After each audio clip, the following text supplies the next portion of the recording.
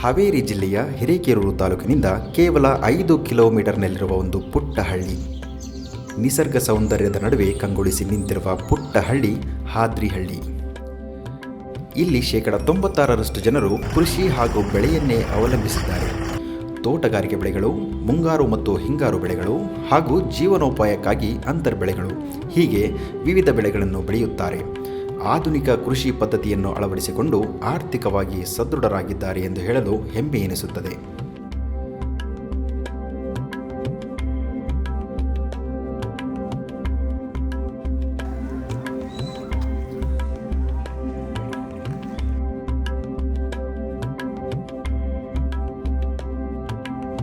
ಬಹುಕಾಲದ ಹಿಂದೆ ಹಳ್ಳ ನಿರಂತರ ಹರಿಯುವುದರಿಂದ ಈ ಊರನ್ನು ಹಾದಿ ಹಳ್ಳ ಎಂದು ಕರೆಯಲ್ಪಟ್ಟಿತು. ಕಾಲ ಕಳೆದ ಹಾಗೆ ಹಾದಿಹಳ್ಳಿ ಎಂದು ಹೊಸ ಅಕ್ಷರಗಳಿಂದ ಹಾದ್ರಿಹಳ್ಳಿ ಎಂದು ಕರೆಯಲು ಪ್ರಾರಂಭಿಸಿದರು.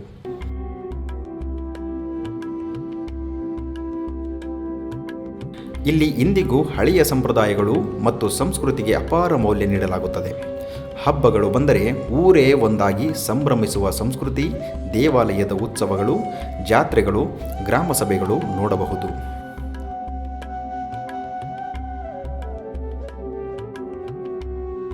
ಈ ಊರಿನ ಕೆರೆಗಳಾದ ಜಾಲಿಕಟ್ಟಿ, ಕಲ್ಲಕಟ್ಟಿ, ತಾವರೆಕೆರೆ ಹೀಗೆ 10 ಕೆರೆಕಟ್ಟೆಗಳು ತುಂಬಿ ಊರು ಸಮೃದ್ಧವಾಗಿದೆ. ಕೆರೆಗಳು ಮುಂಗಾರಿನಲ್ಲಿ ತುಂಬಿ ಹರಿಯುತ್ತವೆ. ರೈತರ ಎಲ್ಲ ಕೃಷಿ ಕಾರ್ಯಗಳಿಗೆ ನೆರವಾಗಿವೆ.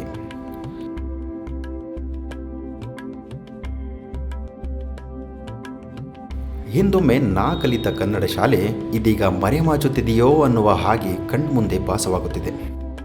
ಪ್ರಾಯಶಃ ಜನಗಳ ಪರಿವರ್ತನೆಯೋ ಅಥವಾ ಸರ್ಕಾರಗಳ ಬೇಜವಾಬ್ದಾರಿತನವೋ ನಮಗೇ ತಿಳಿಯದಾಗಿದೆ. ಮುರಿದ ಸೂರು, ಒಡೆದ ಹಂಚು, ಸೋರುವ ಚಾವಣಿ, ಗೆದ್ದಿಲು ಕಿಟಕಿಯ ಮಧ್ಯ ಸೂರ್ಯನ ಕಿರಣಗಳು ಮೊಗ್ಗನ್ನು ಅರಳಿಸುವ ಹಾಗೆ ನಮ್ಮೂರಿನ ಕನ್ನಡ ಶಾಲೆ ಪ್ರಗತಿಯತ್ತ ಸಾಗಲಿ ಎಂಬುದು ನಮ್ಮೆಲ್ಲರ ಆಸೆಯಾಗಿದೆ.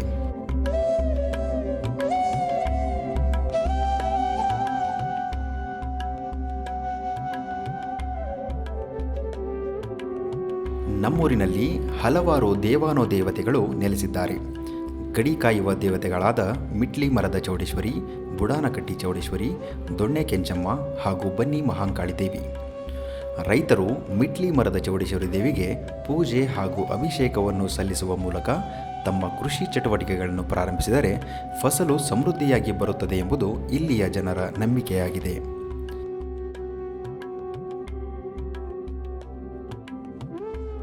ನವದುರ್ಗೆಯರಲ್ಲಿ ಒಂದು ಅವತಾರವಾದ ಬನ್ನಿ ಮಹಾಂಕಾಳಿ ದೇವಿಯು ನಮ್ಮೂರಿನ ಗಡಿ ಭಾಗದಲ್ಲಿ ನೆಲೆಸಿದ್ದು, ಈ ದೇವಿಯ ಆರಾಧನೆ 9 ದಿನಗಳ ಕಾಲ ನಡೆಸಿದರೆ ಇಷ್ಟಾರ್ಥ ಸಿದ್ಧಿಯಾಗುವುದು ಎಂಬುದು ಇಲ್ಲಿನ ಜನರ ನಂಬಿಕೆಯಾಗಿದೆ. ಹೀಗೆ ಊರಿನ ಮಧ್ಯಭಾಗದಲ್ಲಿ ದೇವರುಗಳಾದ ಶ್ರೀ ಕಲ್ಲೇಶ್ವರ, ಉಡಚಲಮ್ಮ ದೇವಿ, ಆಂಜನೇಯ ಸ್ವಾಮಿ, ಮಾತಂಗೇಶ್ವರಿ ದೇವಿ, ಹೊನ್ನಮ್ಮ ದೇವಿ ಹಾಗೂ ಗ್ರಾಮ ದೇವತೆ ಶ್ರೀ ದ್ಯಾಮವ್ವ ದೇವಿ. ಜಕಣಾಚಾರ್ಯ ಕಾಲದ ಈಶ್ವರನ ಗುಡಿಯು ಈ ಆಧುನಿಕ ಕಾಲದಲ್ಲಿ ಕಲ್ಲೇಶ್ವರನ ದೇವಸ್ಥಾನವಾಗಿ ಮಾರ್ಪಾಡಾಗಿದೆ. ಈ ದೇವಸ್ಥಾನವು ಊರಿನ ಮಧ್ಯಭಾಗದಲ್ಲಿದ್ದು ಪ್ರತಿ ವರ್ಷ ಬಸವ ಜಯಂತಿಯ ಮರುದಿನದಂದು ಕಲ್ಲೇಶ್ವರನ ರಥೋತ್ಸವವು ಜರುಗುವುದು. ನಂಬಿದೆ ನಿನ್ನ ನಾಗಾಭರಣ ಕಾಯೋ ಕರುಣಾಮಯ ನನ್ನ, ನಿನ್ನೆ ನಾಮವು ಒಂದೇ ನೀಗಿಸಬಲ್ಲದು ಬಾಧೆ, ತನುಮನ ಜೀವನ ಪಾವನವಯ್ಯ ಶಂಭೋ ಎನ್ನಲು ಇಲ್ಲ ಭಯ. ಶ್ರೀ ಮಾತಂಗೇಶ್ವರಿ ದೇವಿ ಕಟ್ಟೆಯ ನೀರನ್ನು ಊರಿನ ದನಕರುಗಳಿಗೆ ಹಾಕಿದರೆ ಎಲ್ಲ ಕಷ್ಟಗಳು ಪರಿಹಾರವಾಗುವುದು ಎಂಬುದು ಇಲ್ಲಿನ ಜನರ ನಂಬಿಕೆಯಾಗಿದೆ.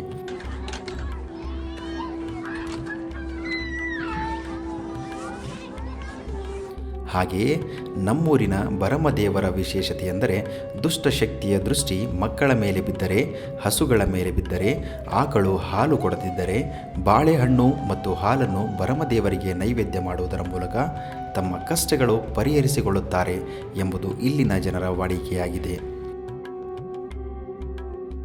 ನಮ್ಮೂರಿನ ಮುಖ್ಯ ಹಾದಿಯ ಪಕ್ಕದಲ್ಲಿ ನೆಲೆಸಿರುವ ಉಡಚಲಮ್ಮ ದೇವಿಯು ಹಿಂದಿನ ಕಾಲದ ರಾಜರುಗಳು ತಮ್ಮ ಪ್ರಯಾಣವು ಸುರಕ್ಷತೆಯಿಂದಿರಲಿ ಎಂದು ದೇವಿಯಲ್ಲಿ ಪ್ರಾರ್ಥಿಸಿ ತಮ್ಮ ಪ್ರಯಾಣ ಸಾಗಿಸುತ್ತಿದ್ದರೆಂಬುದು ಐತಿಹ್ಯವಾಗಿದೆ. ಈ ಗ್ರಾಮದಲ್ಲಿರುವ ಪವಿತ್ರ ಆಂಜನೇಯ ಸ್ವಾಮಿ ದೇವಸ್ಥಾನವು ಭಕ್ತರಿಗೆ ಶಕ್ತಿ, ಧೈರ್ಯ ಮತ್ತು ಆದರ್ಶವನ್ನು ನೀಡುವ ದಿವ್ಯ ಸ್ಥಳವಾಗಿದೆ. ಹೀಗೆ ಹಾದ್ರಿಹಳ್ಳಿಯು ಎಲ್ಲ ಕ್ಷೇತ್ರಗಳಲ್ಲಿಯೂ ಸಮೃದ್ಧವಾಗಿದ್ದು, ಈ ಎಲ್ಲ ಮುನ್ನಡೆಗೆ ಕಾರಣವಾದ ತಾಯಿ ಗ್ರಾಮ ದೇವತೆ ಶ್ರೀ ದ್ಯಾಮವ್ವ ದೇವಿ.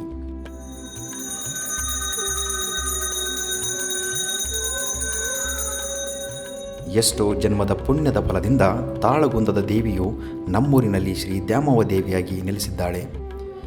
ಆದಿಶಕ್ತಿಯ ಪ್ರತಿರೂಪವಾದ ಶ್ರೀ ದ್ಯಾಮವ್ವ ದೇವಿಯು ರೌದ್ರಾವತಾರವ ತಾಳಿ ದುಷ್ಟ ರಾಕ್ಷಸರನ್ನು ಸಂಹರಿಸಿ ಕೊರಳಲ್ಲಿ ರುಂಡಮಾಲೆಯನ್ನು ಧರಿಸಿ ಶಾಂತಮೂರ್ತಿಯಾಗಿ ನೆಲೆಸಿದ್ದಾಳೆ. ಆದಿಶಕ್ತಿಯು ಅನೇಕ ಅವತಾರಗಳಲ್ಲಿ ಜನಿಸಿ ಜನರ ಕಷ್ಟಗಳನ್ನು ನಿವಾರಿಸಿ ದುಷ್ಟ ಶಕ್ತಿಗಳು ಊರಿಗೆ ಬಾರದಂತೆ ಊರಿನ ಸುರಕ್ಷತೆಗೆ ಸಾಕ್ಷಿಯಾಗಿ ನೆಲೆಸಿದ್ದಾಳೆ. ಶ್ರೀ ದ್ಯಾಮವ್ವ ದೇವಿಯ ಜಾತ್ರಾ ಮಹೋತ್ಸವವು ಪ್ರತಿ 3 ವರ್ಷದ ಪದ್ಧತಿಯಂತೆ ಅಂದಿನಿಂದ ನಡೆದು ಬರುತ್ತಿದೆ. ಅದೇ ರೀತಿ 2026 ಜನವರಿ 23ರಿಂದ ದೇವಿಯ ಜಾತ್ರಾ ಮಹೋತ್ಸವವು ಜನವರಿ 31ರವರೆಗೆ ನಡೆಯುತ್ತಿದ್ದು, ಕಾರಣ ಸಮಸ್ತ ಭಕ್ತಾದಿಗಳು ದೇವಿಯ ಕೃಪೆಗೆ ಪಾತ್ರರಾಗಬೇಕಾಗಿ ವಿನಂತಿಸುತ್ತಿದ್ದೇವೆ.